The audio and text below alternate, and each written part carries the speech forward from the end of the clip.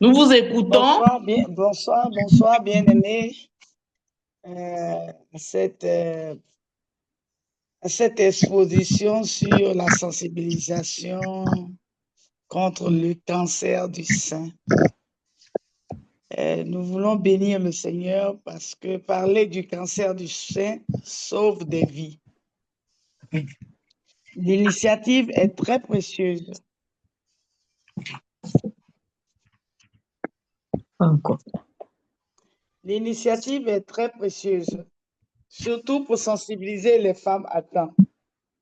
Et nous allons voir les origines et les causes.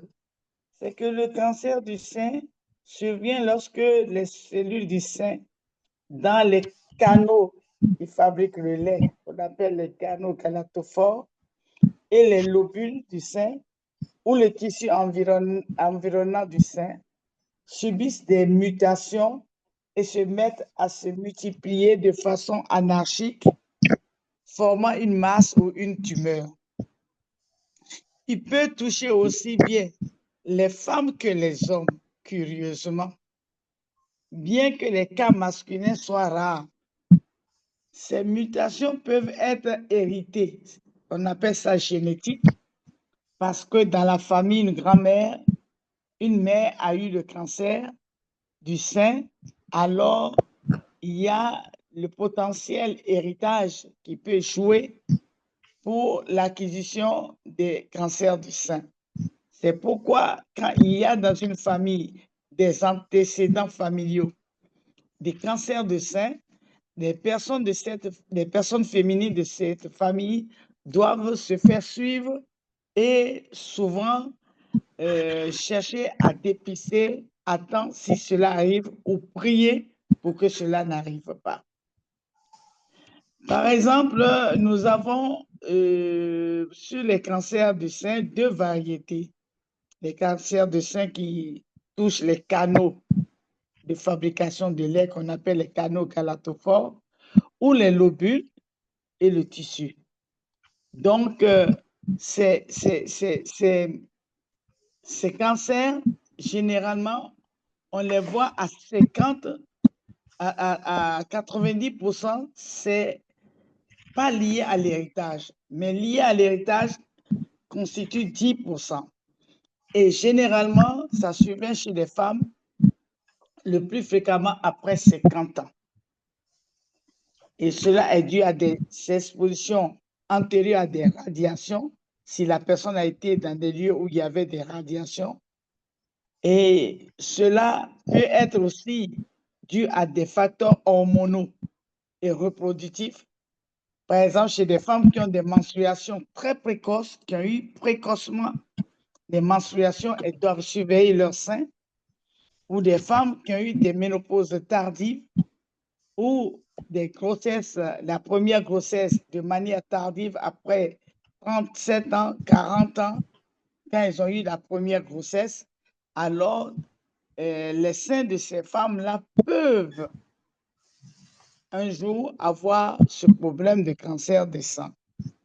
Par exemple, des femmes qui n'ont pas fait d'enfants, qui n'ont pas eu de grossesse, ou des femmes qui ont suivi des traitements hormonaux à long terme, ou des femmes qui ont pris du poids après la ménopause ou qui consomment de l'alcool. La sédentarité aussi est un facteur favorisant. Nous avons des contextes dans lesquels le cancer survient souvent. Le cancer survient souvent dans des contextes à tabou.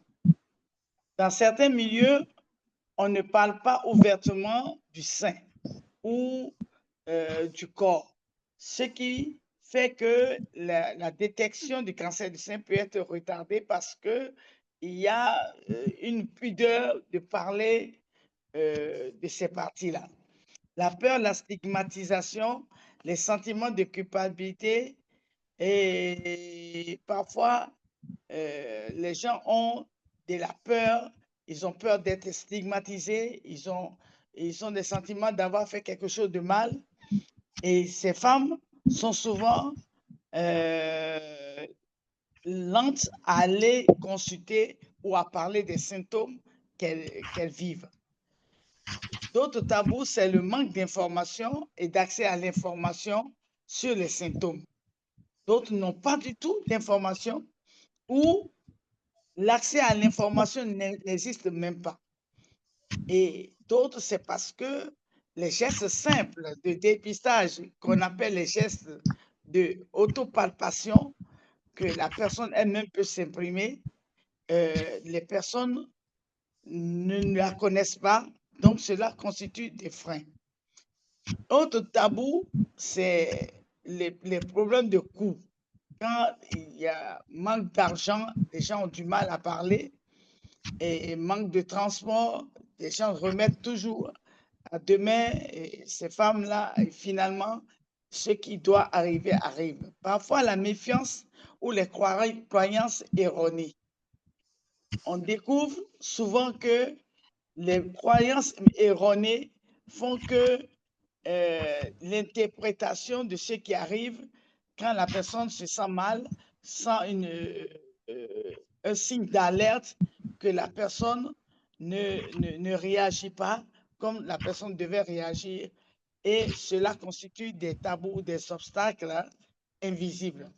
La peur aussi de perdre un sein et la gêne liée à l'image corporelle, la peur de l'handicap, de voir qu'on devient invalide, qu'on a un seul sein, la peur de perdre son rôle au sein de la famille, parce que dans certaines familles, si la femme a des problèmes de sein, elle est reléguée au dernier chapitre, parfois dans la société, et la peur d'être stigmatisée ou de subir une mauvaise interprétation, parfois coutumière, où on dit que c'est de la sorcellerie, où la personne est possédée, alors la personne a peur de s'exprimer pour avoir un secours, pour pouvoir aller consulter.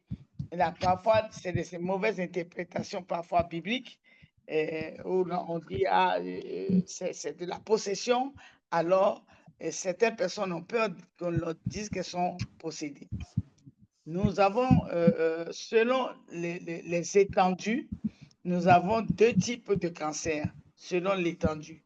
Et on a les cancers invasifs, c'est-à-dire que non seulement les cellules cancéreuses sont là, on va commencer par les invasifs, les cellules cancéreuses sont là, mais les cellules cancéreuses vont au-delà, vont aller coloniser maintenant des ganglions, vont aller coloniser d'autres tissus voisins, d'autres organes voisins. Et ces cancers sont appelés des cancers invasifs, infiltrants, et on parle généralement des carcinomes. Si c'est selon les canaux galactophores, on va parler des carcinomes canalaires. Et si c'est des lobules, on va parler des carcinomes lobulaires infiltrants. Et cette forme est la forme la plus dangereuse parce que c'est cette forme-là qui pose vraiment des problèmes de traitement évident et dont le pronostic n'est pas bon. Et par contre, il y a une bonne nouvelle. Et cette forme, c'est la forme invasive, c'est la forme évoluée.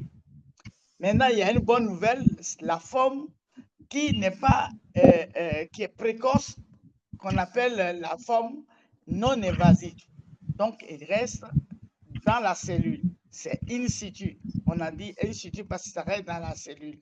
Mais cette forme-là n'a pas colonisé encore, les cellules cancéreuses n'ont pas migré pour aller atteindre les ganglions, pour atteindre d'autres organes du voisinage. Et là, si le traitement est pris en charge, si c'est dépisté à temps au niveau de cette forme, alors le pronostic est favorable et il y a lieu de sourire. Donc, les dangers, c'est que si le cancer n'est pas diagnostiqué tôt, il peut se développer et envahir, comme tout à l'heure j'ai dit, la forme invasive, les tissus voisins, passer au ganglion, puis des métastases vers d'autres organes, tels que les os, le foie, les poumons, et etc., envahir tout le corps. et ce stade avancé rend le traitement plus difficile, le pronostic est moins favorable. Les traitements de chirurgie, radiothérapie, chimio, mono, ça, généralement, quand nous, les médecins, nous parlons, ces traitements, quand on les entend, on ne peut pas citer leurs noms si on est novice, mais ces traitements existent, de chirurgie, de radiothérapie, de chimiothérapie, d'hormonothérapie, et ils ont des effets secondaires et des impacts sur la qualité de la vie, la fatigue, la douleur, les malaises, les gènes physiques et psychologiques. Le retard du dépistage ou les inégalités d'accès rendent la mortalité élevée dans certains contextes. Si on n'a pas vite détecté, ça rend vraiment la mortalité très élevée. Les répercussions socio-économiques et psychologiques. Sociologiques, son diagnostic peut chambouler la place de la personne dans la famille. C'est à cause de ça que beaucoup de personnes ne parlent pas parce que l'interprétation de la famille, la lecture que la famille fait à cela, et cela amène des peurs au niveau de la personne atteinte et elle ne parle pas. Donc, ce diagnostic peut chambouler la place de la personne dans la famille et aussi bien dans le travail, dans la communauté, dans son rôle de mère, d'épouse, d'active dans la société. Parce que dès que les gens apprennent ça, la mauvaise lecture, les tabous, les mauvaises interprétations vont amener à ce que cette personne, on ait des comportements avec cette personne et qui amène cette personne à se replier sur elle-même. Et ça, ce n'est pas la meilleure démarche. Le changement de corps, parce que parfois, quand on commence le traitement et que la personne, on l'a opéré et on a fait une mastectomie, c'est-à-dire on a enlevé la tumeur, parfois on a enlevé le sein, alors ça pose des problèmes sociologiques, vraiment, parce que les interprétations ne sont pas évidemment en faveur de la personne. Et souvent, ça génère beaucoup d'oppression sur la personne qui souffre de ça. Et on a aussi la cicatrice, la modification physique, et cela peut amener même au niveau de la personne, même un changement de l'image de soi. Une confiance, ça peut changer complètement sa confiance et même sa sexualité. Les conséquences économiques, le coût des soins, des consultations, des examens, des traitements, le temps d'arrêt de travail, la perte ou la réduction d'activité professionnelle sont réels et sont lourds. Dans les pays à ressources limitées, l'accès au dépistage et au traitement peut être réduit, aggravant les effets financiers. Psychologiques, ces personnes en général et leur environnement familial, ceux qui les aiment, qui les entourent, en général, ce cancer peut impacter sur leur psychologie et générer à leur niveau de l'anxiété, de la dépression, de la peur, de la récidive, et amener fatigue chronique, des isolements, des stress post-traumatiques sont fréquentes. L'importance du soutien social, de la communication et de l'accompagnement psychologique a une grande valeur pour améliorer la qualité de vie de ces personnes. La prévention, bien que les cancers ne soient pas évitables, parce qu'il faut le dire, ça peut survenir sous plusieurs critères, comme on a dit tout à l'heure, des critères acquis et des critères, des choses qui font que, anormalement, la personne a ça, ça n'existait pas dans sa famille. Par contre, d'autres, c'est parce que ça existe dans leur famille. Certains facteurs modifiables peuvent réduire le risque. Certains facteurs dans la vie, si l'on prend soin de, de, de, de, de vivre en réglant son hygiène de vie, et on peut éviter ces cancers-là. Mais il faut le dire, les cancers ne sont pas évitables, ça peut survenir n'importe comment, mais il y a des risques des facteurs de risque qui peuvent amener, ces facteurs existants peuvent amener que quelqu'un va avoir le cancer du sein, contracter le cancer du sein et vivre avec. Quels sont ces facteurs qui sont les facteurs de risque? C'est le grand poids, est devenu obèse, prendre du poids après la ménopause. Il faut maintenir un poids santé. On appelle ça le poids santé. Après la ménopause, il faut avoir un poids qui n'est pas de la grosseur, qui n'est pas de l'obésité. On appelle ça le poids santé après la ménopause. Il faut être physiquement actif.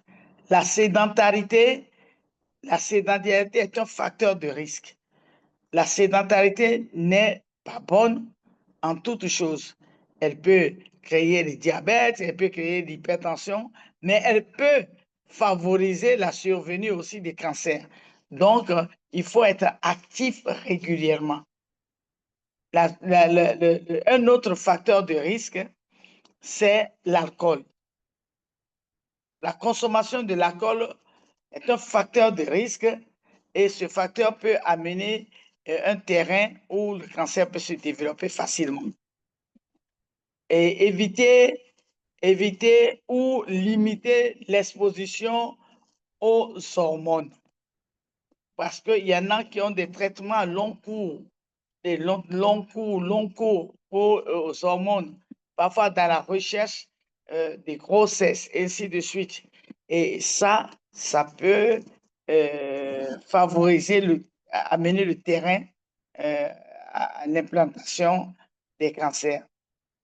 Il y a aussi ne pas consulter. Ne pas consulter. Quand les femmes, une femme peut rester 7 ans, 10 ans et n'a jamais consulté un gynécologue, elle ne consulte pas médecin pour faire son bilan, pour faire sa mammographie. Ça doit être au moins une fois par an, aller faire sa mammographie. Et si ce n'est pas possible, comme des mesures de prévention qu'on va donner tout à l'heure, en plus de la mammographie, il faut faire l'éducation, la sensibilisation il faut être toujours aux informations pour tout ce qui concerne son propre corps.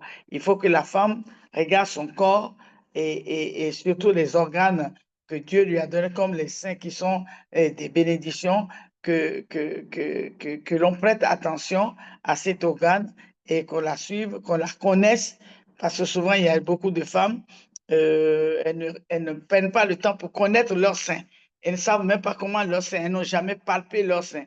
Alors qu'il faut se familiariser avec les organes que Dieu nous a donnés de manière à en prendre soin. Donc, l'éducation et la sensibilisation sont essentielles pour faire reculer la mortalité. L'éducation et la sensibilisation. D'autant plus que tôt diagnostiqué et avec une rapide prise en charge thérapeutique conséquente, la guérison est assurée. Donc, qu'est-ce qu'il faut faire?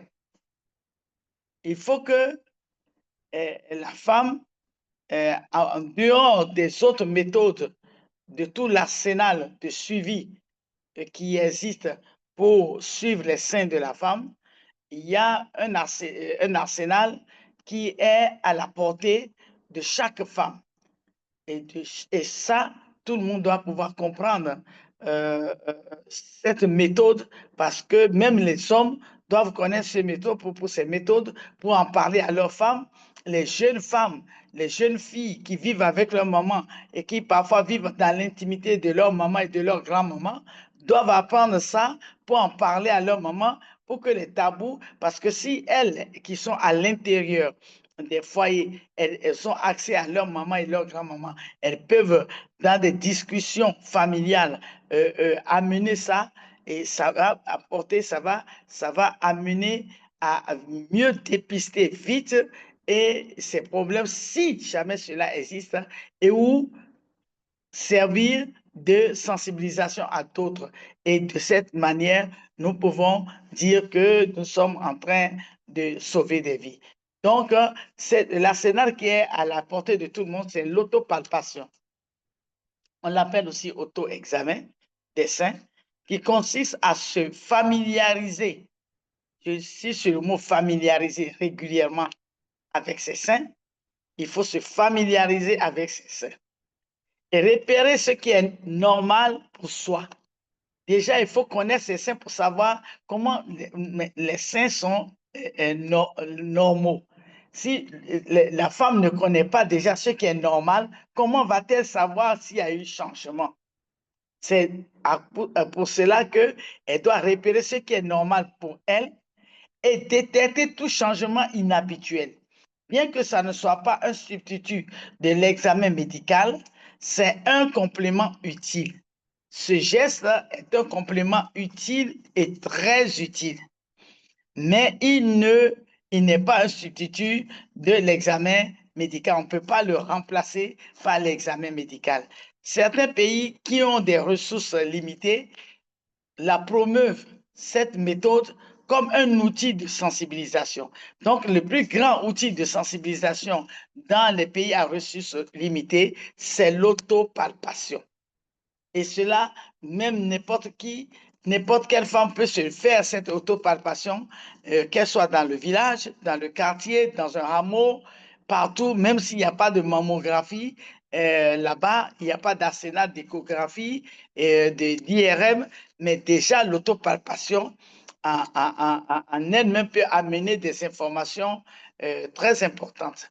Donc, les étapes recommandées pour faire cette autopalpation, c'est que devant un miroir, dans la position debout, et comme je ne sais pas si d'autres me voient, mais si vous ne me voyez pas, je vais quand même dire, devant un miroir, on inspecte les seins et les creux des aisselles.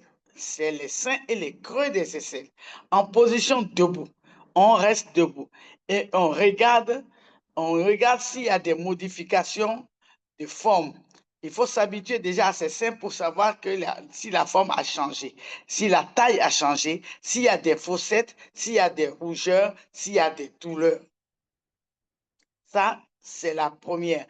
Devant un miroir et on inspecte, on regarde dans le miroir pour regarder sous les seins, les aisselles et sur les seins.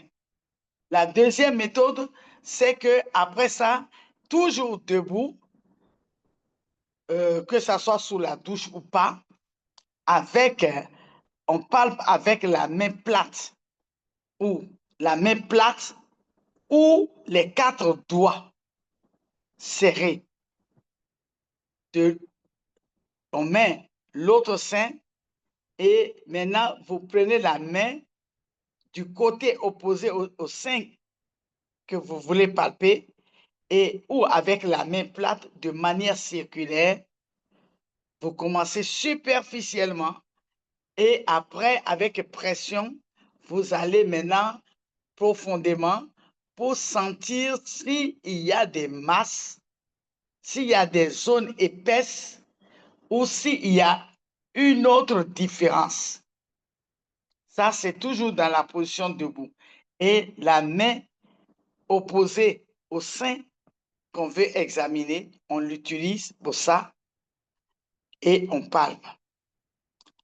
Et maintenant, on peut le palper avec la main, la paume de la main plate ou avec les 4 doigts serrés de manière circulaire et ou parfois de manière linéaire en montant, descendant. La troisième méthode, c'est qu'on est allongé, c'est-à-dire couché. On soulève le bras du côté du sein qu'on veut palper. On soulève complètement ce bras, on le met en haut et avec la main opposée, de la même façon avec le plat de la main plate ou avec les 4 doigts, de manière circulaire, on cherche à palper et on va profondément en pressant sur le sein pour voir s'il y a des masses, des zones endurées ou toute autre différence ou des douleurs.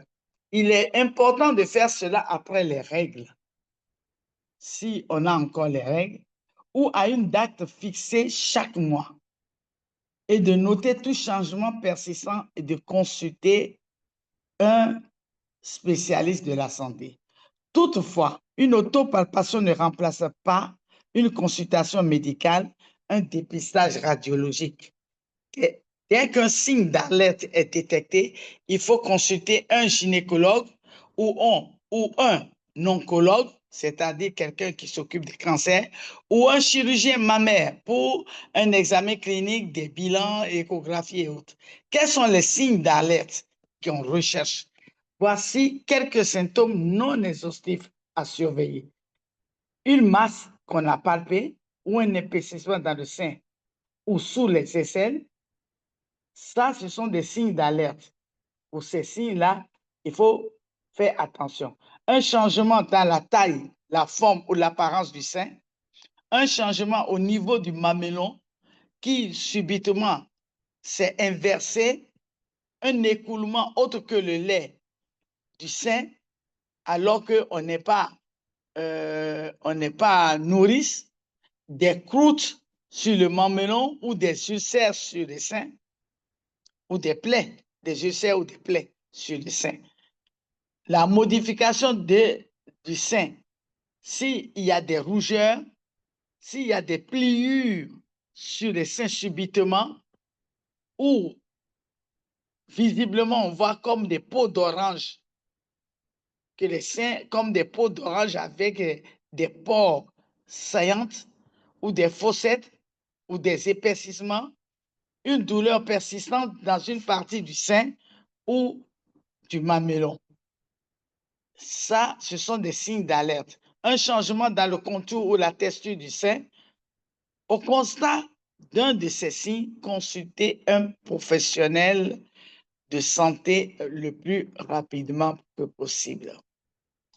Les traitements peuvent inclure beaucoup de choses, chirurgie, ablation, radiothérapie, chimiothérapie, hormonothérapie, ou parfois des thérapies ciblées. Mais il faut dire que le choix et la combinaison de ces traitements dépendent des caractéristiques du cancer. Ça, c'est du ressort du médecin. Le pronostic est bien meilleur en cas de détection précoce. Tout le monde peut être concerné. Même s'il est plus fréquent chez les femmes, le cancer des seins, mais il y a des rares cas chez les hommes. Le dépistage organisé est un pilier de la santé publique, c'est-à-dire que on organise des groupes pour aller faire des mammographies, ainsi de suite. C'est aussi un pilier, en plus de l'autopalpation. Le dépistage organisé est un pilier de la santé publique. Les jeunes femmes et les jeunes filles, souvent proches de leurs aînés, peuvent servir à la sensibilisation endogène familiale.